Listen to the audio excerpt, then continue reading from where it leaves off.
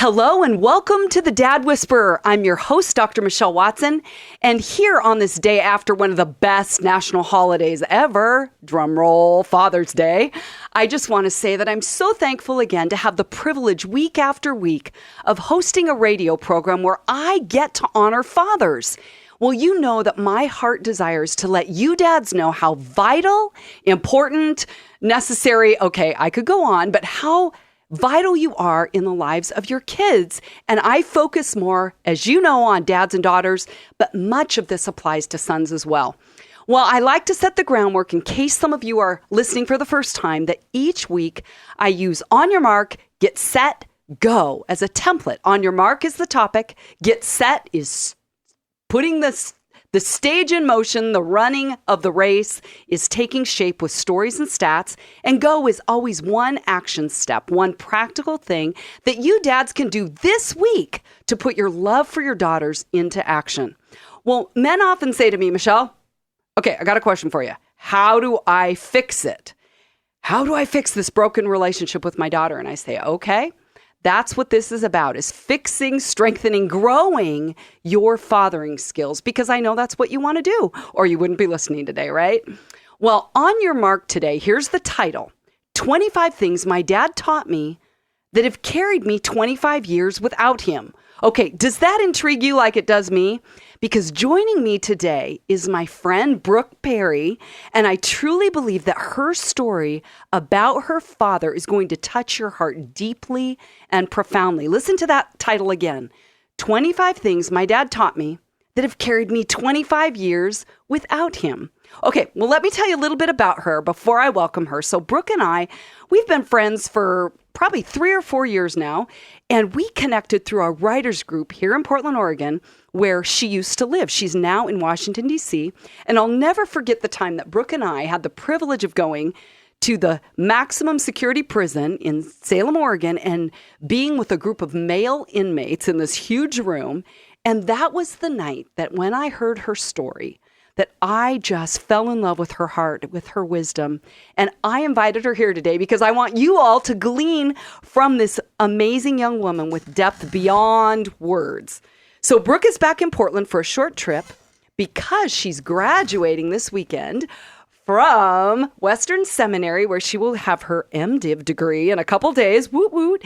And she just took on an associate youth pastor position at National Community Church in Washington, D.C. So she's here to celebrate her 33rd birthday with her family and friends this weekend. And with that backdrop, I just say, welcome, Brooke. Thank you so much.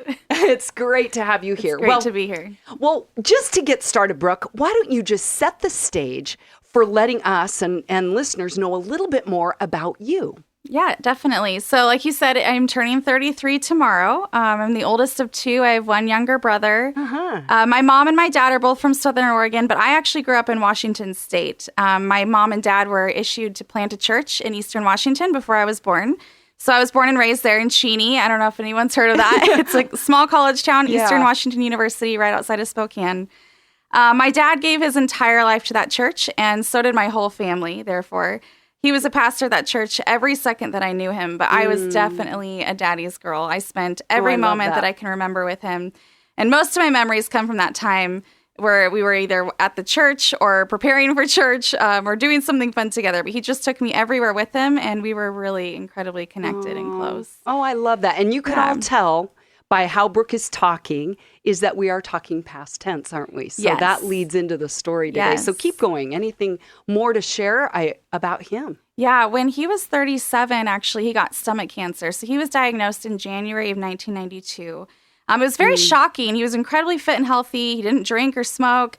So it just really did come out of the blue. We've actually recently discovered some things based on my own health concerns, actually, that gave us a little bit more insight into what probably was the result of that. Which was actually scar tissue buildup from acid reflux. So something very hard to detect. Yeah, very random. We didn't know any of that at the time, though. It just kind of came out of the blue.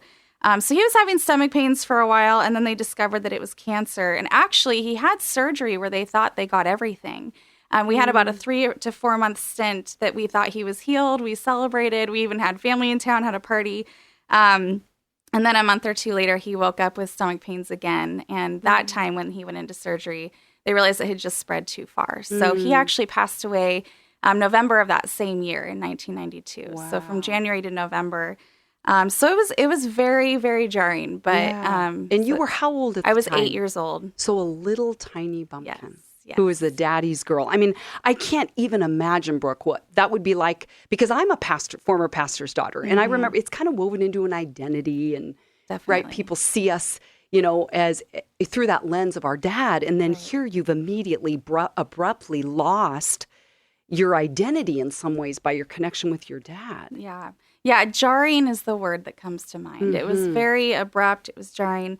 And I'll be honest, I spent many years hurting and then healing and hurting and healing and trying to figure out kind of how to rebuild my life without a huge piece of it. Yeah. But I was really blessed in recent years as I've gotten older and older by remembering him and looking at the things that I'm so thankful for. And I don't say that lightly. I have girlfriends myself who have, their fathers are still living, and yet they do not have a very close relationship with him. And so I've just started to realize more and more over the years how thankful I am for his investment that he did make in just 8 short years of my life that, like we've said, have carried me the rest of the way. Well, that is the best segue ever into we have got a lot that we're going to pack in, aren't we, today? Yes. Because 25 things, we are going to move fast. So men, get ready to run, because we're going to keep you moving here, because what Brooke has to share from her heart is going to totally touch yours. I know that. So as you and I were brainstorming, Brooke, about how to best share your story, I love that you had this brilliant idea to write out 25 things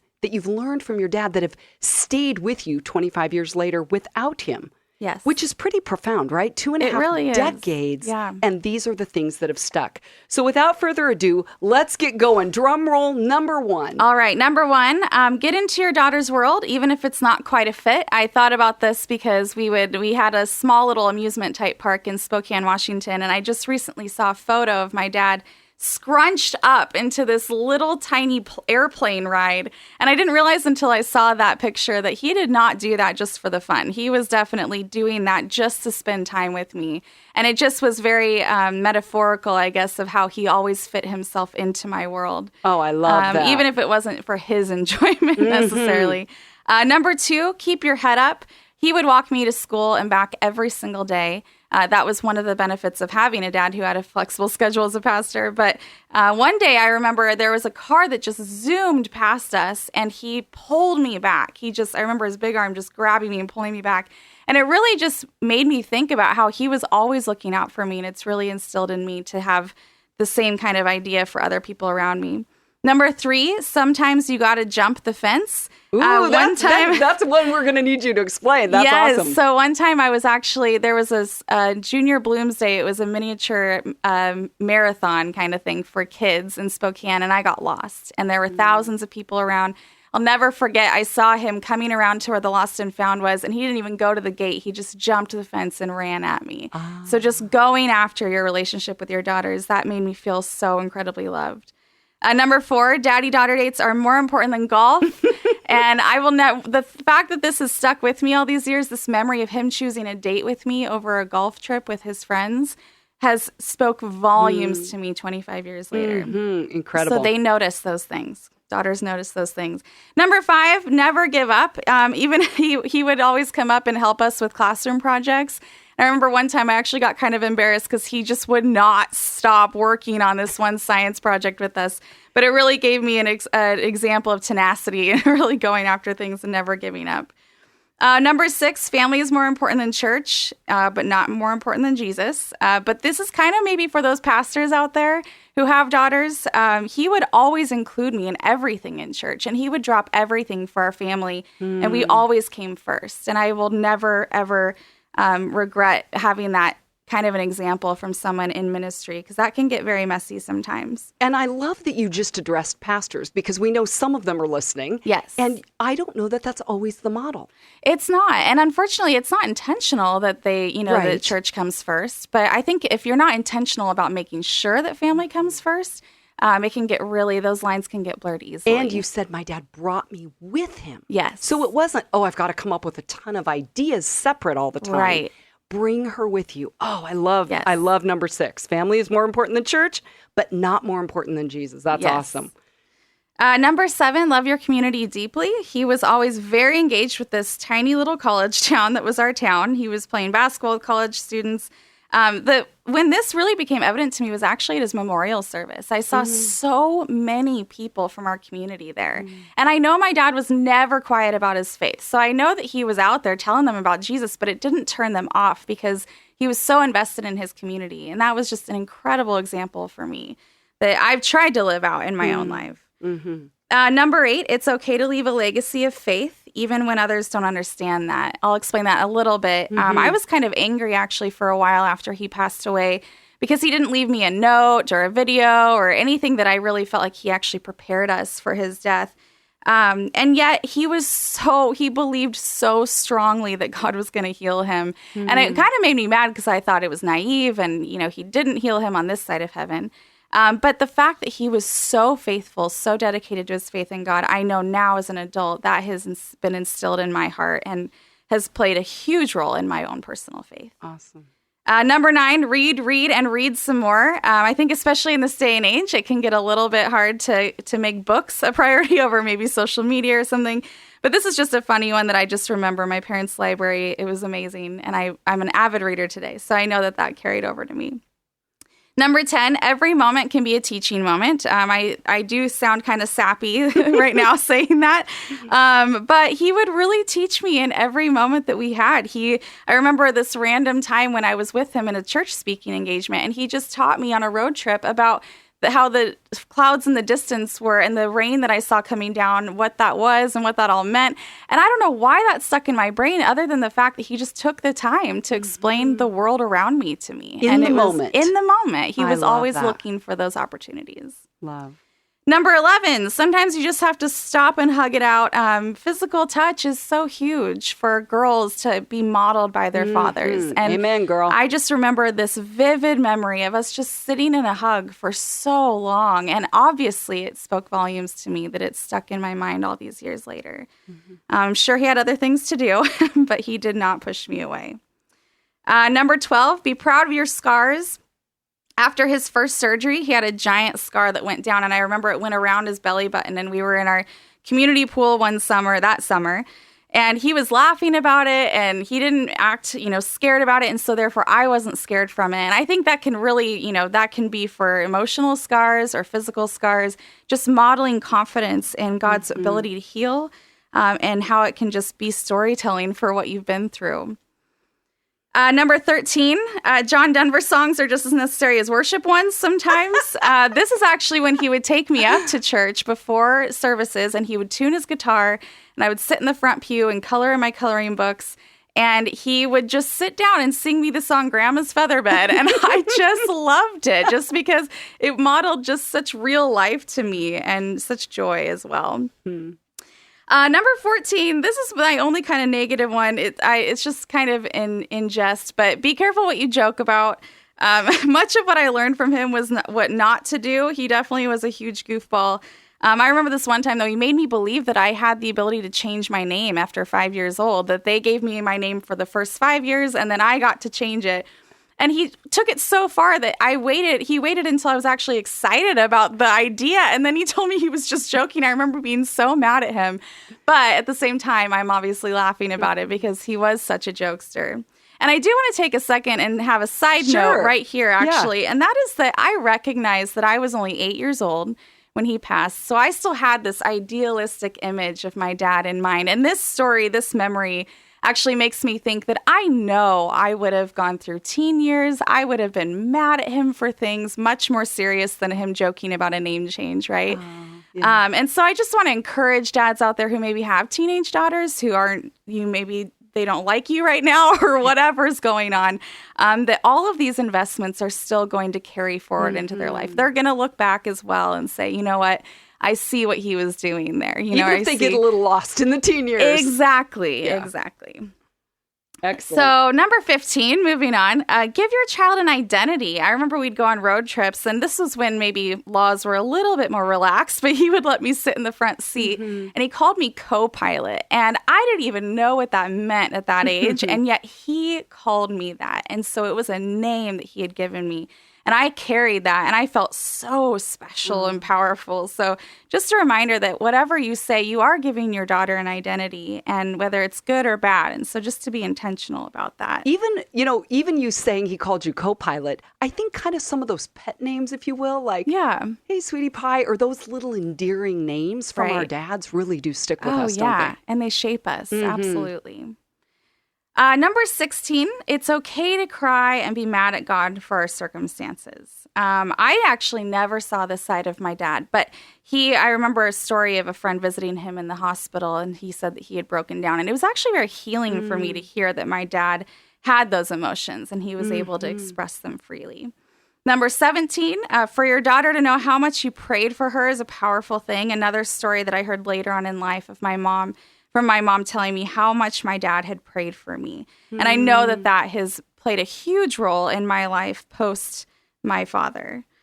Number 18, take every chance you can to have fun. I remember whether it was sledding on the street in front of our house or ice skating at our local parks, he just had so much fun with whatever he was doing. And so we didn't know, we only had 8 years with him. Right. And so the fact that he had taken every moment like that just stuck with me for so long. And let's just add a side note. Yes. He was doing things that might not have been fun for him. Right, But exactly. he was joining into what would be fun for you. Me, for my brother and I. And it was just... go Dad. Exactly. I'm so grateful for that. Number 19, get all the candy. Another way that he invested in my life. I remember my mom telling me this story of we were out trick-or-treating for hours, and she had brought my baby brother home earlier, and finally she had heard us come in and had the thought, man, they've been out there a long time. I'm glad they're finally home. And it was just for a bathroom break, and we went right back out.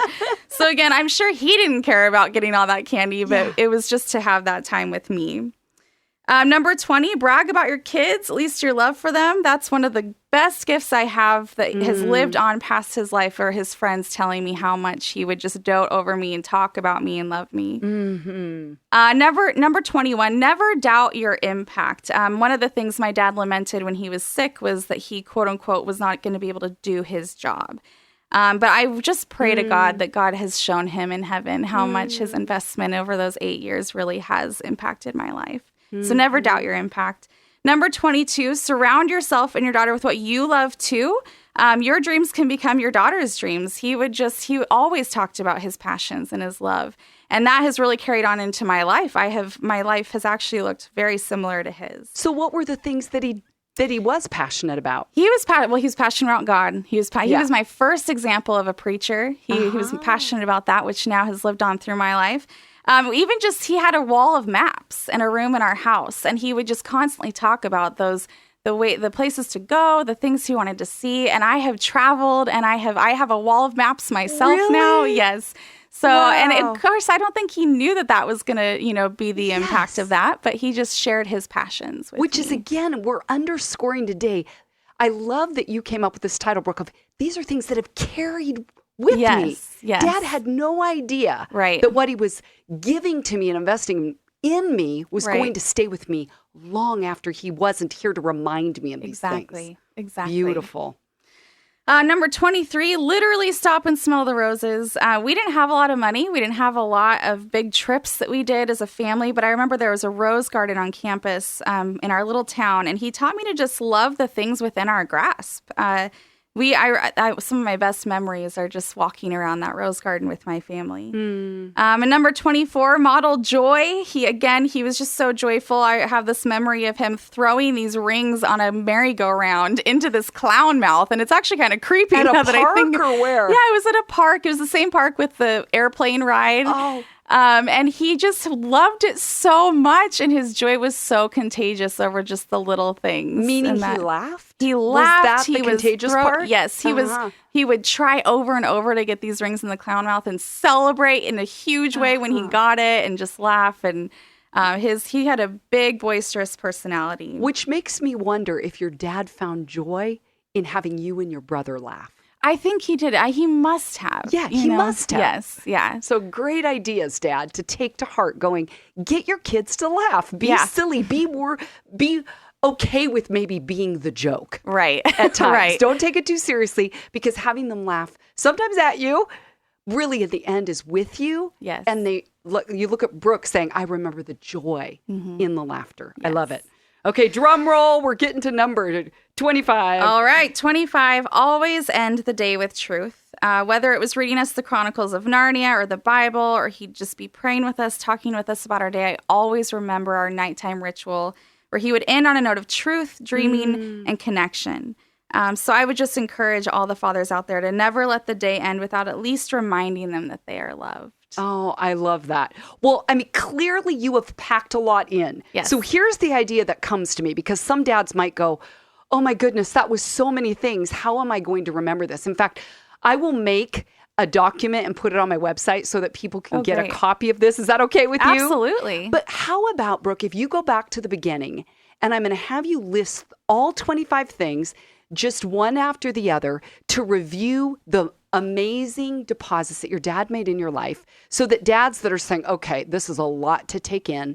Maybe dads, as you're listening right now, one or two of them will stand out to you and you can put that into action. We're still going to have an action step from Brooke's heart to yours. But how about if you review that list from top to bottom without the explanations and the stories, which were amazing, but just to help dads kind of solidify it in their minds.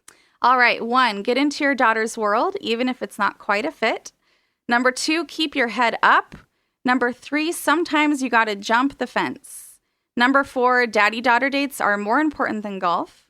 Number 5, never give up. Number 6, family is more important than church, but not more important than Jesus. Number 7, love your community deeply. Number 8, it's okay to leave a legacy of faith, even when others do not understand that. Number 9, read, and read some more. Number 10, every moment can be a teaching moment. Number 11, sometimes you have to just stop and hug it out. Number 12, be proud of your scars. Number 13, John Denver songs are just as necessary as worship ones sometimes. Number 14, be careful what you joke about. Number 15, give your child an identity. Number 16, it's okay to cry and be mad at God for our circumstances. Number 17, for your daughter to know how much you prayed for her is a powerful thing. Number 18, take every chance you can to have fun. Number 19, get all the candy. Number 20, brag about your kids, at least your love for them. Number 21, never doubt your impact. Number 22, surround yourself and your daughter with what you love, too. Number 23, literally stop and smell the roses. Number 24, model joy. And number 25, always end the day with truth. Beautiful. Those are 25 things that Brooke's dad taught her that have carried with her 25 years without him. Well, Brooke, like I said, on your mark, get set, go. I love ending with a go step, an action step. So I would love to hear if you have one thing kind of synthesizing all that you said today that would let dads listening put their love for their daughters into action this week. Absolutely. Yeah, the first thing that comes to mind really is just to include them in every part of your lives as appropriate as possible. Again, my dad did not know he only had 8 years, and he just brought us into every moment of his life. So I guess an action point is that it doesn't have to be about a big thing, but not to overlook the little daily ways to include them, like taking them to the store with you when you're headed out, or maybe if they're older, ask them how you can help take one thing off of their to-do list, or see if they want any company to run their own errands. I've never heard someone suggest that. Is that a dad? Thank you. I'm going to borrow that. Yeah. Have a dad go up to his daughter and say, what can I take off of your to-do list? I mean, what if she said, make my bed? Right. Clean my bathroom. Can you imagine what that, do you think she would remember that 25 years later? Absolutely. Yeah. 100%. So making that practical, bring her with you on your errands, and the little daily things are big things, explaining clouds to them and rain, right? Or whatever. Oh, Brooke, thank you so much for being here today. Absolutely. I have so loved that you could honor your dad's legacy here on your birthday weekend, right? By honoring him in these ways. So dads, if you're just joining in now, you've heard Brooke Perry share 25 things her dad taught her that have carried with her 25 years without him. Pretty amazing. So, Brooke, thank you for sharing your story and your heart. Thank you so much for having me with us today. So, dads, you heard it from her. Between now and next Monday, I encourage you to look at her idea, Take it to heart to bring your daughters with you, not just on take your daughter to work day or your son to work day, but bringing her into your world, because it's not coincidence that Brooke is a pastor today. Her dad modeled that to her. So dads, remember that now if you want to listen to this program later or share it with your friends, you can go to iTunes where the Dad Whisperer podcast is now available, or you can go to my website at drmichellewatson.com where I have more resources for you, because my desire is to help dads become heroes. And always you can write me at drmichelle@thedadwhisperer.com, and let's keep the conversation going. So dads, get out there and intentionally and consistently invest in your daughters as you pursue their hearts today. Go dads.